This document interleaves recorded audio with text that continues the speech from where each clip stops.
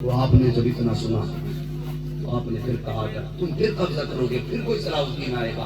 तो उसने एक जुमला कहा भी ये गलती दोबारा नहीं होने देंगे, हम तुम्हारी कौम की बेटियों को इतनी बदतर बना देंगे कि उनमें अब कयामत तक कोई सलाहुद्दीन अय्यूबी भी नहीं आने दिया जाएगा। और ये अपने प्लानिंग में कामयाब हो चुके हैं।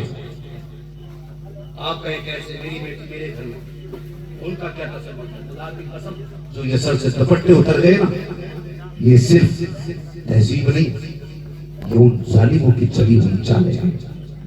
जो बेटियों के बदन के कपड़े कम हो गए, ये उन्हीं बदबख्तों की चली हुई चालें हैं।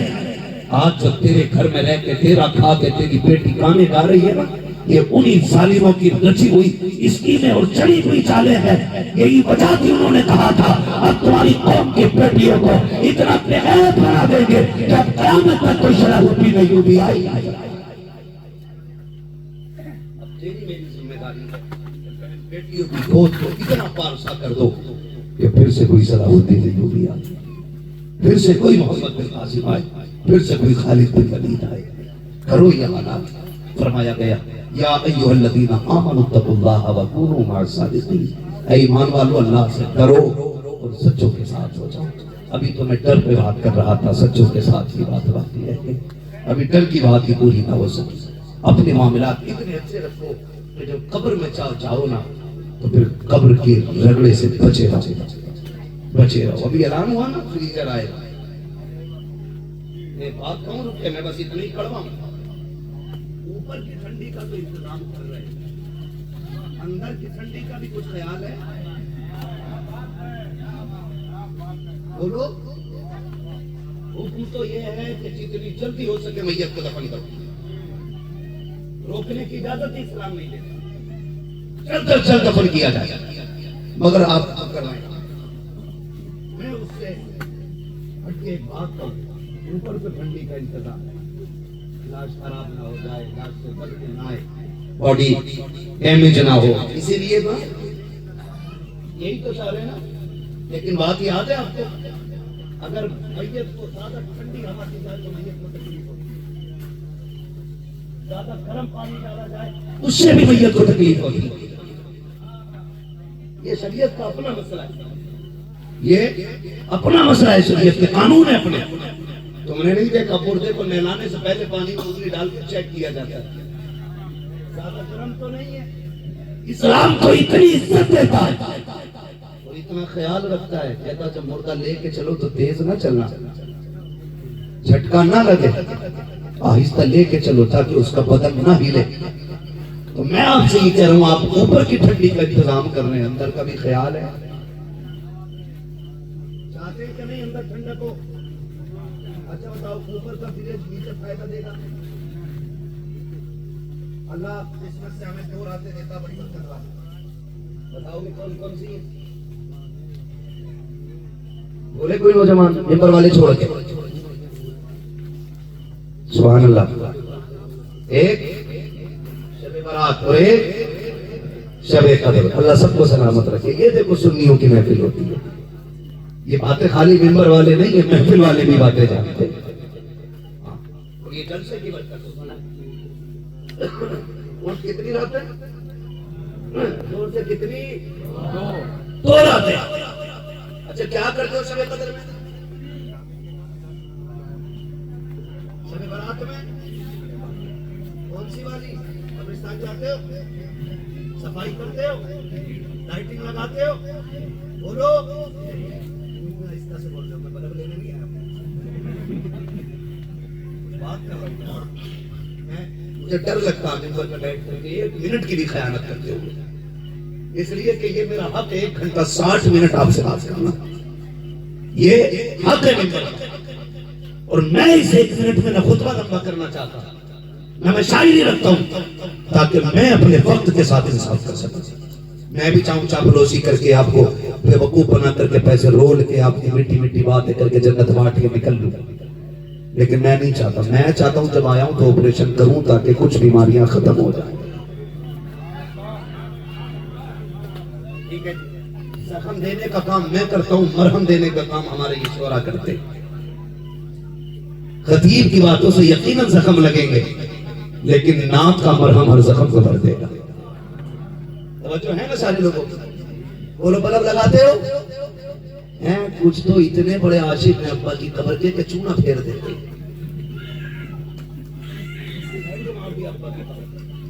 भाई कब्रों पे घास हो तो उसे उखाड़ा ना, सफाई के नाम पे कब्रों की घास साफ करके उसमें लीपा पोती करके पैर फेरने वालों, जब तक कब्र पे हरियाली रहती है उसकी राहत मरने वाले को महसूस होती है। इसलिए कि हर चीज मेरे रब की इबादत करती है। तुम नहीं जाओ तो घास का पौधा अल्लाह उसमें उगने वाला घास का पौधा अल्लाह की तस्बीह पढ़ता है, उस तस्बीह की बरकत कब्र में मिलती है। लेकिन पढ़े लिखे तो हमें ही नहीं। हम तो सबसे बड़ी बात समझते हैं कि एक जनरेटर अलग से करो, कब्रिस्तान में पलक लगाओ यहाँ से वहां तक, और कब्र में अगरबत्ती मोमबत्ती सारी फैला और चाबी लगाई गाड़ी। ये काम सबसे पहले करिए। मगरिब के बाद लाइट चेक करने जाता है, कब्र के चारों तरफ घूमा कब्रिस्तान के, हाँ ठीक है, फिर चाबी लगाई उधर निकल गया, चलो उनका कब्रिस्तान देखे, नादान भूल गया। जब तू अगरबत्ती मोमबत्तियां लाइट लगा के कब्र के ऊपर आता है, अंदर से बात की कब्र से आवाज आती है, माँ चीख के कहती है, नादान ये जो बल्ब लगाए हैं तूने इससे हमें क्या फायदा मिला है? ये जो लाइट लगाई ये तो तेरे लिए थी, ये जो तूने सफाई की है कीड़ों से बचने के लिए ये तो तेरी थी। मेरी कब्र का अंधेरा बाकी है, ये अभी भी कीड़ों का घर है या अभी भी तारीकी है? बता यहाँ खुशबू क्यों लगी है? पूछ कब्र वालों से तुम्हें उजाला कैसे मिलेगा? वो कहेंगे सुन तूने जनरेटर लगाया, लाइट लगाई, ऊपर वालों के लिए उजाला हो गया। कुरान की चंदाएं पे पढ़ के हमारी रूह को बख्श दे, हमारी कब्र वालों के लिए कब्र की रोशनी का इंतजाम हो जाए।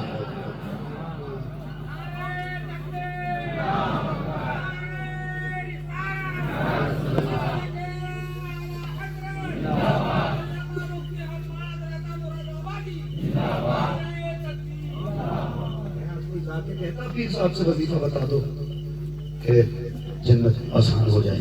पूछता कोई जाके, कह ना दुआ कर दो 9 गाड़ियां हैं 10 पूरी हो जाए, 4 दुकानें 5वीं का इरादा, दुआ कर दो। भाई कभी जाके के वो वजीफा बता जिससे खुदा भी मिल जाए, मदीने वाला मुस्तफा भी मिल जाए। मांग जाके मांग। हाँ खुद पढ़ने में और किसी के पढ़ाने में बड़ा फर्क होता है। खुद पढ़ना और है, किसी का पढ़ाना और होता है। मेरा मोइनुद्दीन अजमेरी खुदा की कसम वली तो तभी बन गया था जब वो कलंदर की झोले की निकली हुई रोटी खाई थी। लेकिन जब गए ना ख्वाजा उस्मान हारूनी की बारगाह में तो उन्होंने यूं ही नहीं रख लिया था, जूती उठा फरमाने लगे ये वजीफा पढ़ो। 40 दिन वजीफा पढ़वाया था, पढ़ाई कराई जाती है, पढ़ाई कराई 40 दिन वजीफा। मांगा कभी हमने जाके पीर साहब दे दो कुछ? पीर साहब से यही जाके कह पीर साहब पैसा दे दो, पीर साहब गाड़ी ले लूं, पीर साहब टांग टूट गई है, पीर साहब आंख टूट गई है। वो भाई कभी पीर से जाके कहे मुझे रब का पता बताओ, मैं अपने रब से मिलना चाहता हूँ। कभी मांगो ना रब का पता, लो ना कभी रब का पता। ये मतलब और मकसद पीर का होना चाहिए, अल्लाह का पता लो। मैं कहता हूँ खुदा की कसम मर जाए ना तो बर्फ, एसी, फ्रीजर, फ्रिज ये गारंटी का मसला नहीं है, ये गारंटी का मसला नहीं है। मजा तो तब है जो मेरे मुर्शिद ने कहा था। मुर्शिद ने क्या कहा था याद है आपको? मसला बात याद है? याद ना हो तो मैं बता दूं आपको।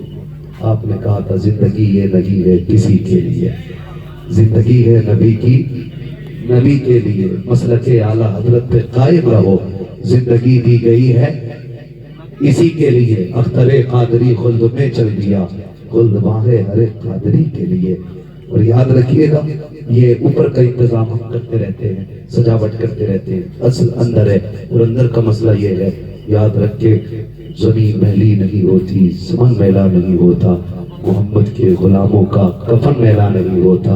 और ये तभी होगा जब मरो तो इस शान से जाओ, लहद में इश्क रुखे शह का दाग लेके चले, अंधेरी रात सुनी थी चिराग लेके चले। तेरे गुलामों का नक्शे कदम है राहे खुदा, वो क्या भटक सके जो ये सुराग लेके चले। और मजा तब आएगा जब तुम कफन में लिपटे हो, जनाजे में लोग लेके जा रहे हो, कोई बोझ कह के ना हटाए कंधा, कोई भारी कह के तुमसे अलग ना हो, कोई ये न कहे हमारा इससे रिश्ता क्या है। बल्कि ऐसी जिंदगी जी के जा जब तू निपट के कफन में चले और लोग बढ़ बढ़ के पूछे बता और ये किसका जनाजा जा रहा है जो खुशबू दे रहा है, तो कोई कहे ना कहे तेरा जनाजा कैसा चले, नैन में इश्क का नाक लेके चले, मेरी रात सुनी थी चराग लेके चले, और अगला कदम तेरा ये बोले उन्हें जाना उन्हें माना, नाम का गैर से कहा लिल्लाह की हमद में दुनिया से मुसलमान है।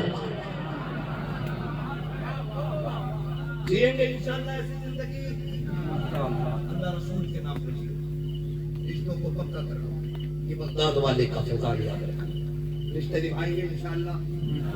सबसे पहले अपने करीबियों को देखो, अपने घर वालों को देखो, फिर पड़ोसी को देखो, फिर खानदान को देखो, फिर बस्ती को देखो, फिर अतराफ को देखो, फिर सिटी में निकलो, फिर जिले में जाओ, फिर सूबे में निकलो, फिर जाके आप राज्य घूमो, फिर जाके आप सूबे से निकलो, फिर मुल्क देखो, फिर मुल्क में भी जरूरत ना हो फिर दुनिया देखो। लेकिन मसला ही बदले हुजूर वाला किरदार बना दे, हुजूर वाला किरदार सबको निभा के चलो, प्यार बांटते चलो। याद रखना ऐसा ना हो कि तुम जनाजे में लेटे हो और कोई कहे अच्छा हुआ चला गया। अगर एक बंदे ने ये कह दिया अच्छा हुआ चला गया, समझ लेना खैरियत नहीं। ऐसी जिंदगी जी के जाओ कि लोग तेरे जनाजे पर खड़े होकर कहें यार इसकी जगह कौन भरेगा, अब इसकी जगह कौन देगा। ऐसी जिंदगी जी के जाओ। अगर कोई ये कहता अच्छा हुआ मर गया तो समझ लेना इसने किसी का दिल दुखाया था, और अगर कोई ये कहता है कि अब इसकी जगह कौन लेगा तो समझ लेना ये रात की तन्हाई में किसी के काम आया करता था, किसी के काम आया करता। यही रिवायत इमाम ज़ैनुल आबिदीन की तरफ भी मंसूब है, यही रिवायत इमाम हुसैन के हवाले से भी मौजूद है कि जब इंतकाल हुआ ना तो इमाम ज़ैनुल आबिदीन के गुस्ल के लिए जब कपड़े उतारे गए तो आपकी कमर पे ना काले काले निशान थे। लोगों में बातें हुई कि भाई ये तो शहजादे लोग हैं, नेक लोग हैं, हुजूर के खानदान के गोरे चिट्टे लोग हैं, इनके बदन पे काले धब्बे कैसे। तो इमाम बाकीर आगे बढ़े, उन्होंने कहा मेरे बाप ने मना किया था राज न खोलना, लेकिन आज चूंकि बात हुजूर की नस्ल की आ गई है इसलिए बता रहा हूँ।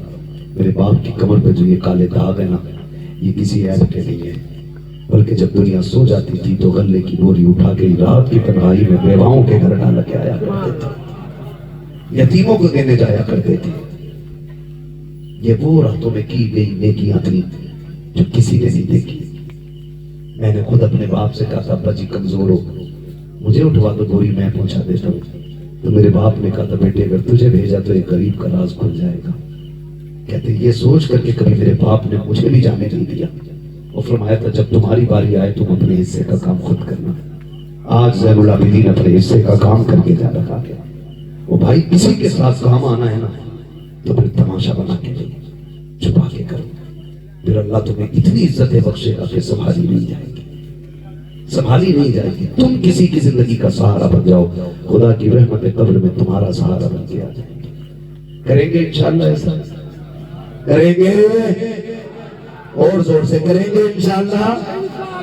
अल्लाह ताला हम सबको ताजदार बगदाद की खैरात अता फरमाए, हमें उनके सदक़े की मौला उनकी ठोकरों की अल्लाह बरकतें अता फरमाए।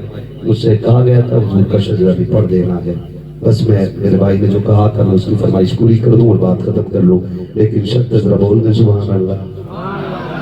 मैंने अभी तक आपसे नहीं कहवाया, इसलिए भी नहीं कहवा रहा था, मुझे मालूम था कि सुभान अल्लाह का ताल्लुक जो होता है ना इश्क से होता है। एक घोड़ा होता है कमजोर, एक घोड़े को चना खिलाया जाए और एक घोड़े को स्मार्ट मार खिलाया जाए। बताओ जो चना खा के तेज दौड़ेगा बहुत ज्यादा दौड़ लेगा, जो पीट के भागेगा वो ज्यादा दौड़ेगा, जो खा पी के दौड़ेगा ना कोई ज्यादा भागेगा। तो मैं चाबू को नहीं मारना चाहता, मैं चाहता हूँ चने खाओ और ज्यादा चलो। ठीक है जी, मैंने हुजूर के इश्क की बातें की, अल्लाह आपको सलामत रखे। बस हुजूर का शजरा पढ़ना मेरे भाई की फरमाइश पूरी हो जाए। मुझे वो दिख तो नहीं रहा है चेहरा किधर है, अलबत्ता जहाँ भी होगा उसकी फरमाइश थी मैं पूरी कर दे रहा हूँ। जरा आप मेरा